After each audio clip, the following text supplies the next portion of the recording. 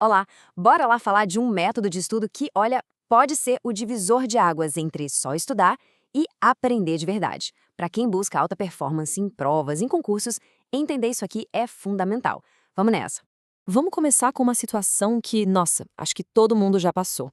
Sabe aquela sensação frustrante de passar horas com os livros, se dedicar de verdade, mas na hora da prova o conteúdo simplesmente some. Parece que não fixa. É um problema muito comum e é o ponto de partida perfeito para nossa conversa.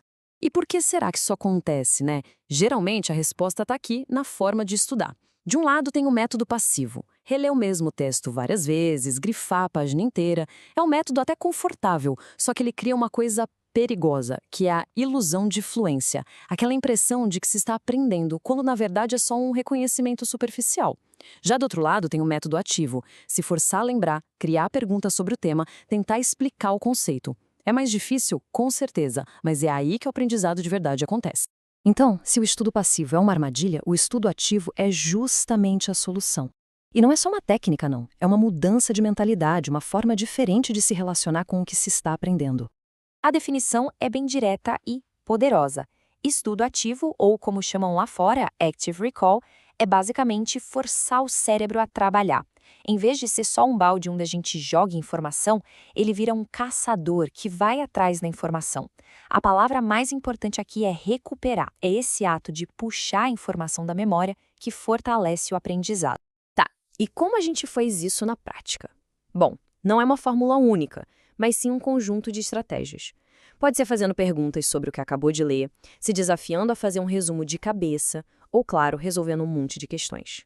Todas essas táticas, desde os clássicos flashcards até a autoexplicação, têm um único objetivo: obrigar o cérebro a fazer esse trabalho de resgate da informação. Certo, mas por que todo esse esforço extra vale tanto a pena? A resposta não é só uma questão de opinião, ela está na ciência, na forma como o nosso cérebro funciona. Vamos entender o porquê de esse método ser tão eficaz. E essa citação aqui resume tudo de forma brilhante. Estudar ativamente não é só sobre guardar informação, é sobre treinar para o dia do jogo. Ele simula exatamente a situação da prova, aquela pressão de ter que buscar uma resposta. Isso ativa os mesmos circuitos neurais que vão ser usados para valer. É como se fosse um ensaio geral, sabe? E não só uma leitura do roteiro.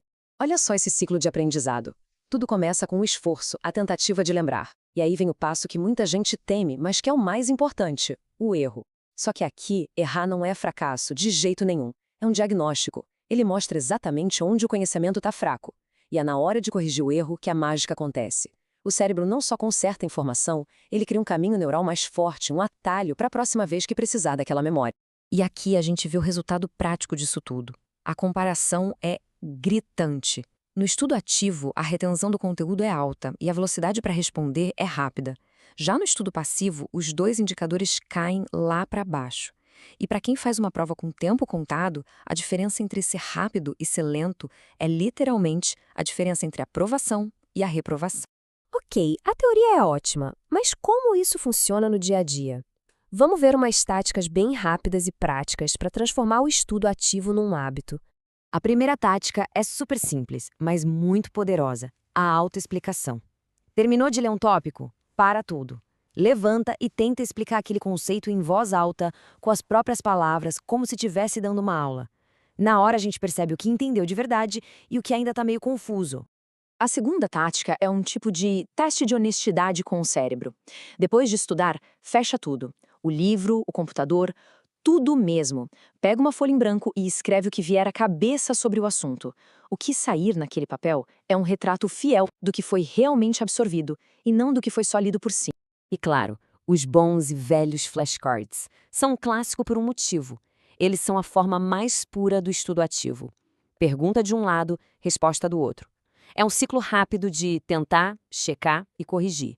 Perfeito para decorar fórmulas, datas, conceitos-chave, tudo aquilo que precisa estar na ponta da língua.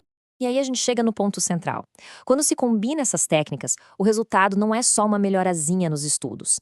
É uma vantagem competitiva de verdade que pode ser decisiva no cenário super concorrido das provas e concursos. E aqui a aplicação fica bem clara. Para as provas de múltipla escolha, o estudo ativo treina o cérebro a reconhecer rápido a resposta certa. Já para as provas discursivas, ele desenvolve algo essencial: a habilidade de organizar as ideias e conseguir expressar o raciocínio de forma clara, mesmo sob pressão. E voltamos para esse ponto crítico: a velocidade.